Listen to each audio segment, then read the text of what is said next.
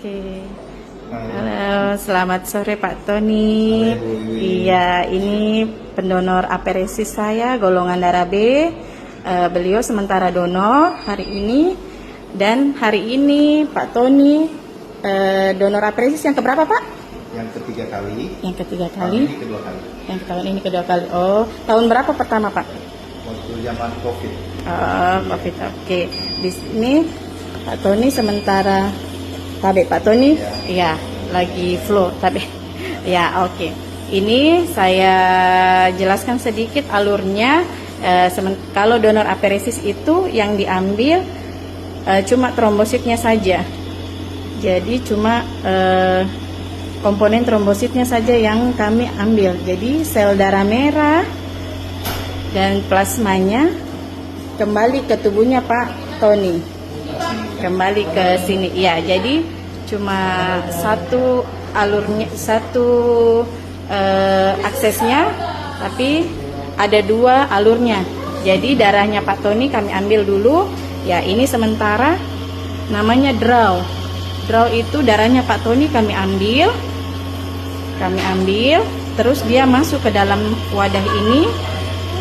Diambil sel darah merahnya. Setelah itu alat nanti akan memisahkan sel darah merah dengan plasma.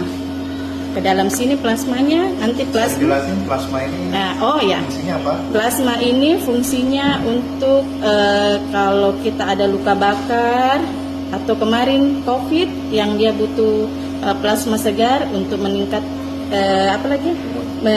meningkatkan imun. Jadi ini bisa.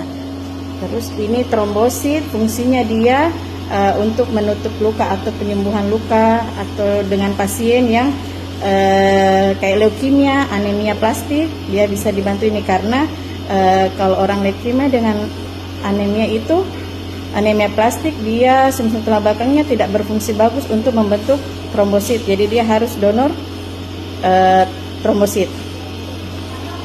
Terus ini sementara draw, jadi kita tunggu 10 menit, darahnya nanti akan terkumpul di dalam sini.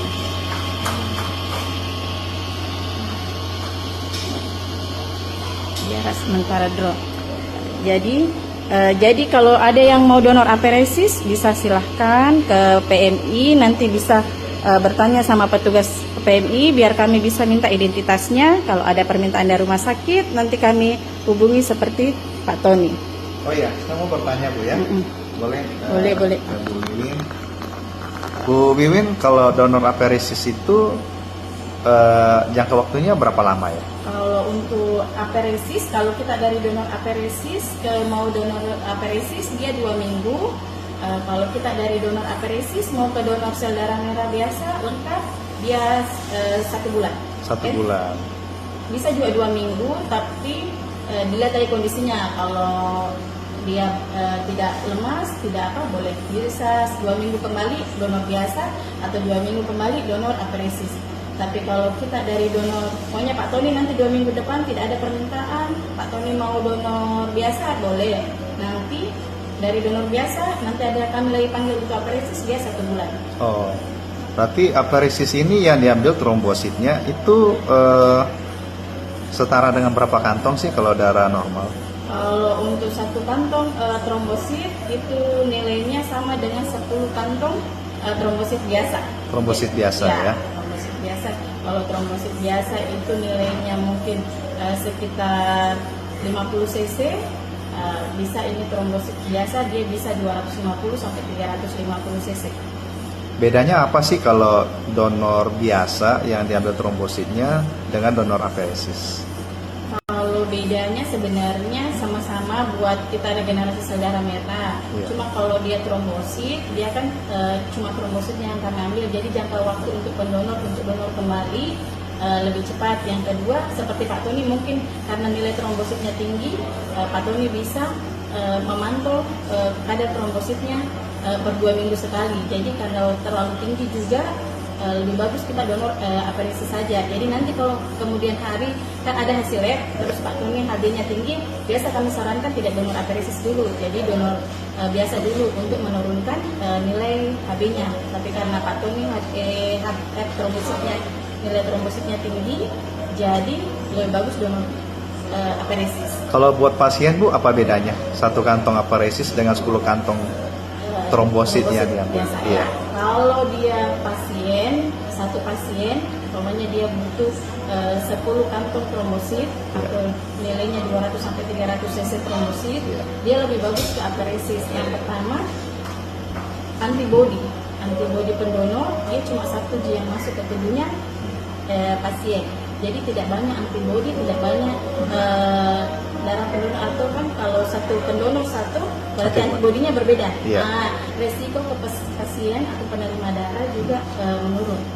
Berarti kalau ada 10 pendonor, ada 10 antibodi yang berbeda ya? Iya, itu biasanya makanya ada reaksinya ke pasien. Penerima, Iya, pasien. karena kalau dia satu kantong begini, satu kantong kan satu orang pendonor dengan satu pasien, jadi resiko reaksi transfusi dari pasien itu berkurang. Tapi kalau 10 kantong untuk satu pasien, itu reaksi transfusi pasti lebih besar karena terlalu banyak pendonor yang masuk darahnya ke tubuhnya pasien. Oke, berarti kalau nggak diminta-minta nih, lagi kebutuhan trombosit, mending satu aparesis saja ya, satu kantong aparesis. Satu aparesis, satu pendonor. Tapi dilihat juga sih kalau umpamanya kan kita DBD, nilai trombositnya mungkin hanya butuh, kan dokter bilang tuh mungkin butuh cuma 3 kantong atau 150 cc. Ya sebaiknya sih darah biasa aja. Karena takutnya berlebih juga buat tubuhnya. Tapi kalau yang biasa memang kalau aparesis itu hanya khusus yang leukemia atau anemia plastik ya. Oh, iya. Kalau biasa DBD kan dia cuma butuh beberapa kantong saja. Oh iya. Nah guys, ini penjelasan yang sangat lengkap dari Bu Wiwin. Ayo teman-teman, jangan lupa untuk terus berdonor, apalagi boleh dicoba pengalaman donor aparesis. Ciao. Makasih Bu Wiwin.